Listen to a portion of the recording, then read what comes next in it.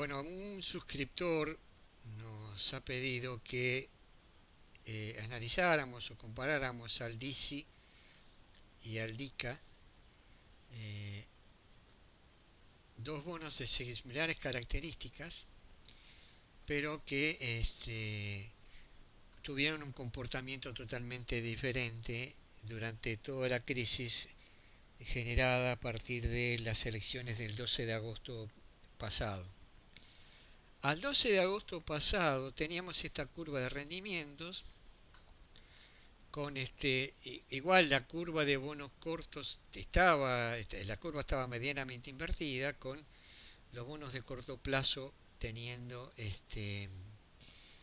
bastante, mostrando mayor riesgo que los bonos de más largo plazo. Pero fíjense que el DICI y el DICA estaban prácticamente con rendimientos similares, o sea, no se podía diferenciar uno con el otro.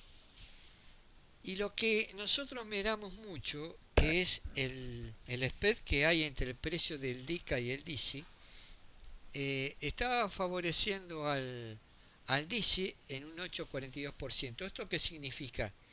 Que el DICI estaba 8,42% más caro, ¿vale? El DICI valía $85 cada 100 nominales y el DICA valía 78,40. ¿Por qué? Porque siendo bonos exactamente iguales, la diferencia está en la legislación, de iguales en el flujo de fondos, ¿no? Pero la diferencia está en la legislación. El DICA tiene legislación argentina y el DICI tiene legislación norteamericana. El, el riesgo país medido con JP Morgan estaba en 1467 puntos. Ya había cierto nerviosismo, vemos que habían saltado de niveles de 800 puntos a 1400 y vamos a ver qué fue ocurriendo. A medida que eh, se generaban las tensiones, vemos que toda la grilla de bonos sufre fuertes caídas, pero que el DICA cae un 34% y el DICI cae un 24%. Esto genera que el spread entre el DICA y el DICI se vaya al 26%, o sea que yo con la misma plata compraba un 26% más de flujo de fondos en DICA que en DICI, siendo dos bonos exactamente iguales. ¿Por qué era esto? ¿Esto por qué se incrementa? Porque este spread está generado por la legislación. Como el inversionista piensa que es más segura la legislación norteamericana, entonces está más dispuesto en una situación de riesgo a mantener el bono con legislación norteamericana y a desprenderse del bono con legislación doméstica. El nivel de riesgo país se fue a 2.523 puntos. Estamos hablando a comienzos de septiembre, o sea, esto ocurrió en 2 semanas aproximadamente. Y después entramos ya en la vorágine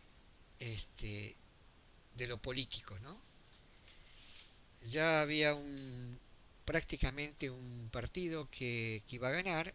Fíjense que ya acá estamos, el mercado está cada vez arbitrando más DICI, a favor del DICI contra el DICA.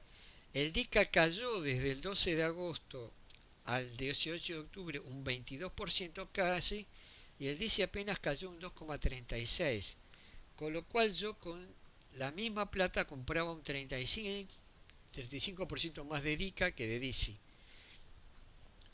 Y esto siguió incrementándose. Acá estamos en 41%, 40%, salvo momentos en los cuales parecía que llegamos a una cierta normalización. Ahora vemos que en cierta medida el spread va cambiando, va bajando un poco, pero inclusive en a fines de año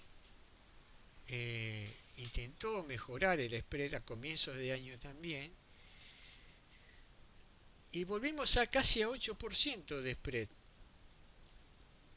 con una situación muy particular, que los bonos de corto plazo cayeron muchísimo, son estos bonos que están acá, Y los bonos de más largo plazo, sobre todo el DICA y el DICI, el DICA entre el 12 de agosto y el 27 de diciembre cayó nada más que el 1% y el DICI subió un 3,53%. ¿Por qué? Porque acá también hubo otro arbitraje. Salían de bonos cortos para meterse en bonos de más largo plazo. Así entramos en enero. En enero se recrudece todo. Otra vez se vuelve a arbitrar DICA contra DICI. El DICI sube un 5%, el DICA cae un 10%, hasta que llegamos al 3 de febrero, con esta situación en la cual el spread se mantiene abierto en el 24%. La caída en todo el periodo que estamos analizando del 12 de agosto al 3 de febrero en el DICI es de apenas un 3%, cuando hay otros bonos que cayeron un 34%, un 23%. En dólares es esto, ¿eh? No es un número pequeño. Es muy difícil recuperar un 34% de caída en dólares. ¿Qué negocio tiene que haber con este bono para que me devuelva el 34% que perdió? Obviamente que el temor del mercado sigue estando en el tramo corto, sigue estando en los bonos que vencen entre el 2020 y 2021.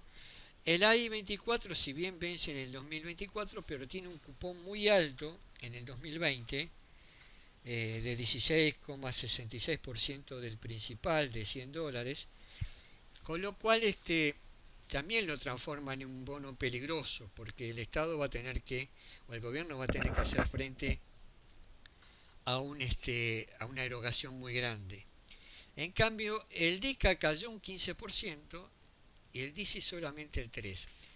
Repito, el DICI lo que tiene es que como cobertura ante el riesgo del país, el mercado lo ve como más potable, como más seguro, porque es como que no se van a animar a ir contra la legislación norteamericana.